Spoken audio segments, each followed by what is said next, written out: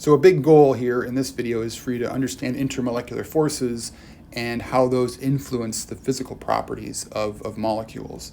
Now, before we can really understand that, we just need to revisit one concept that hopefully you learned in your first semester of chemistry, and that is the idea of electronegativity that came out of the periodic trends that hopefully you talked about. So we're not going to go through an exhaustive coverage of periodic trends, but what I want to mention is how we think about electronegativity. And as the definition here says, that electronegativity is the ability of an atom to attract electrons in a bond. So atoms that are highly electronegative or very electronegative, they're pulling the electrons in that bond more toward it, away from, say, another atom that is less electronegative. And so in general, when looking at the periodic table, remember that it's the elements, the atoms in the upper right here, that's the wrong color, that are the most electronegative. So fluorine is the most electronegative element. Oxygen and chlorine and sulfur are fairly electronegative. So I just want to make a label of that. So this are the most electronegative. That's actually one word. And the least electronegative are the atoms that are on the lower left end of the periodic table. So cesium, barium, those types of metals. So these are the least electronegative.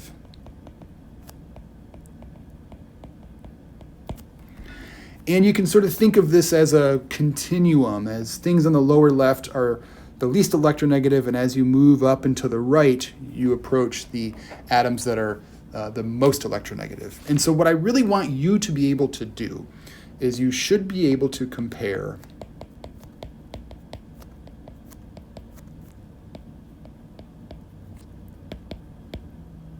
two atoms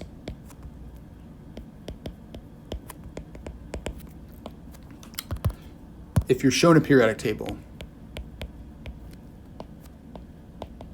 and tell me essentially which is more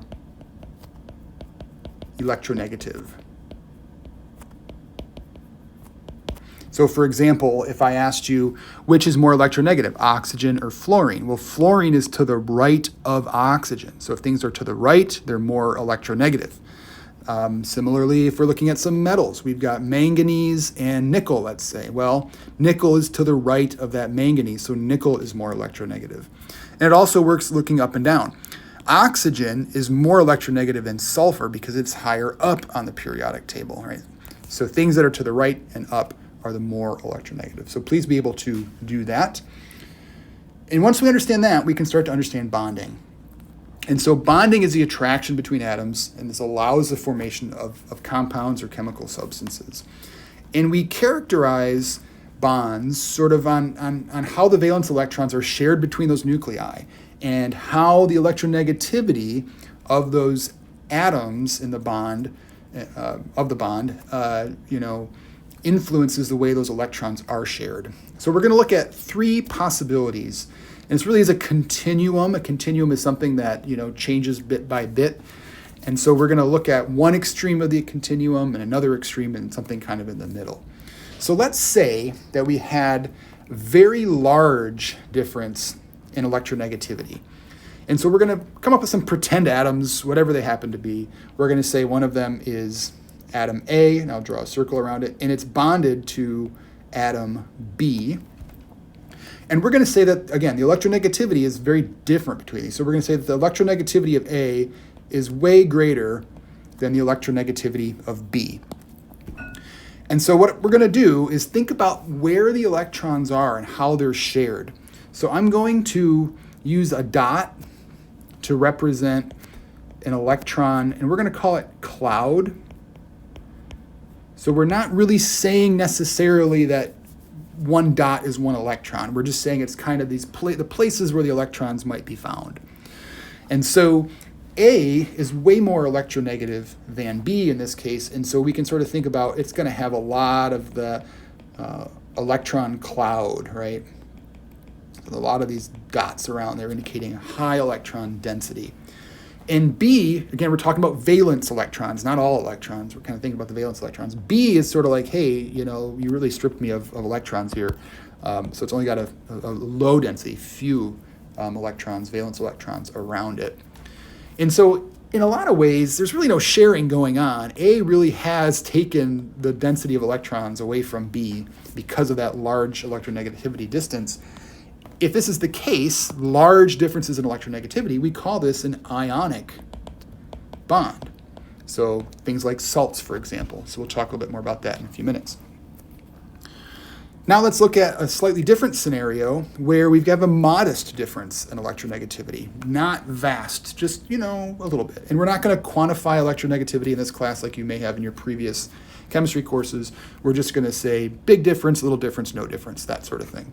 So here we've got, again, atom A bonded to atom B.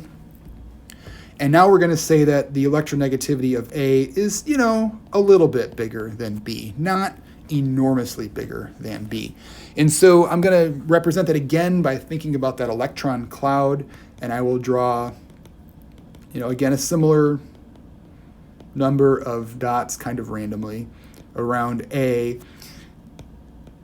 And B now, right, has lower electronegativity than A, but not vastly less. So B's going to hang on to some of that electron density. It's not going to lose all of its valence electrons. So now I'll draw a few more dots around B, but not exactly equal. Right? There's still more dots around A. So now there's definitely more sharing of electrons, and we call sharing of electrons a covalent bond, but it's not equal sharing, and so it's polar. A has more electron density around it. So we call this a polar covalent bond. And then the last example here would be pretty much if we had little or really no difference in electronegativity. So almost equal, if not equal. Again, A bonded to B. And now this time I'm going to be careful, and I'm going to try to draw like the exact same number of dots around each one, because we're saying that the electronegativity of A is about equal to the electronegativity of B. So, maybe draw 20 or so around each one.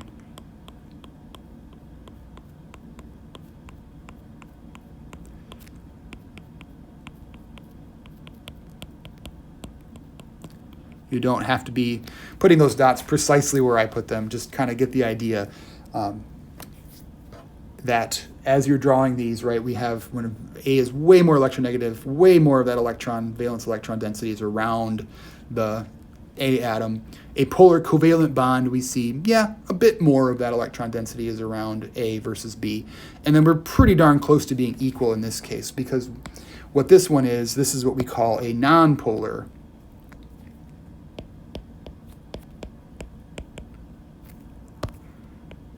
covalent bond.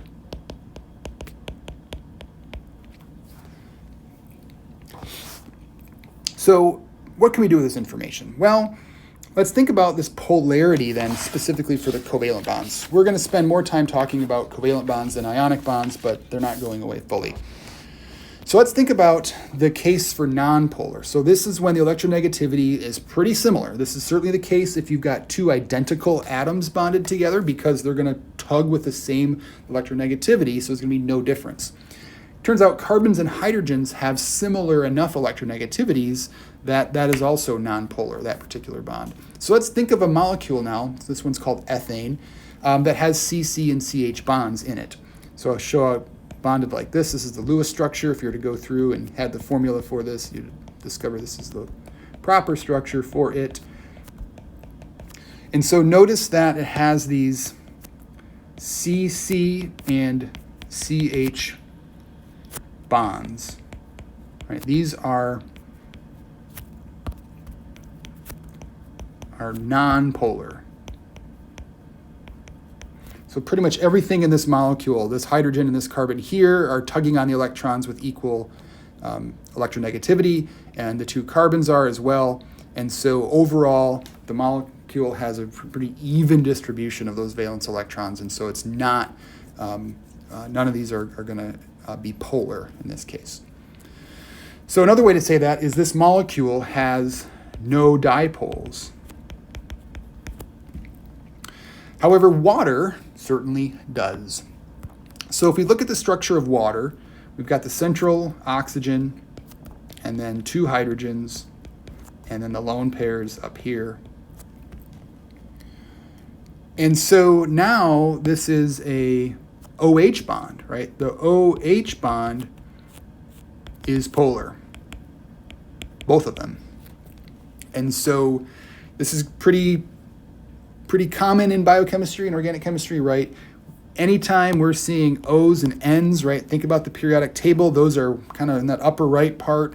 So if it's a CO bond or a CN bond or an OH bond or an NH bond, those are going to be very, very polar molecules. So when we see, or polar bonds making polar molecules. So when we see oxygens and nitrogens in a molecule, there's a good chance we're looking at a polar molecule. Not all the time, but almost all the time. So a couple things else I want to point out about this. This is a dipole in this case. And so we often will show that and then think about the way those electrons are being distributed. Remember, the oxygen has the higher electronegativity. It wants those electrons even more. And so what we use to indicate this is this little symbol called a delta. So if you're familiar with your Greek alphabet, lowercase delta looks like that. And it means partial in this case. So if we think about the oxygen end of water, it has a partial negative charge, delta minus, because those electrons in the the electrons in the bonds here are being pulled up toward the more electronegative oxygen. And conversely then, the oxygen's pulling the electrons away from the hydrogens, and so each of those hydrogens then has a delta positive charge like that. So another way to represent this or to think about this is that water has a dipole. That's what these deltas sort of mean in the end. So we can say this indicates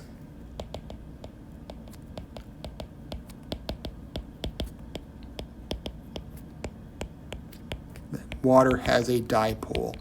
And you will sometimes see that represented as this big arrow pointing in the direction of the negative charge, and then we sort of cross the lower part to kind of give it this positive point. So this is a dipole arrow indicating that the top end of the molecule as drawn has this buildup of partial negative charge, and the bottom end has this partial positive charge instead.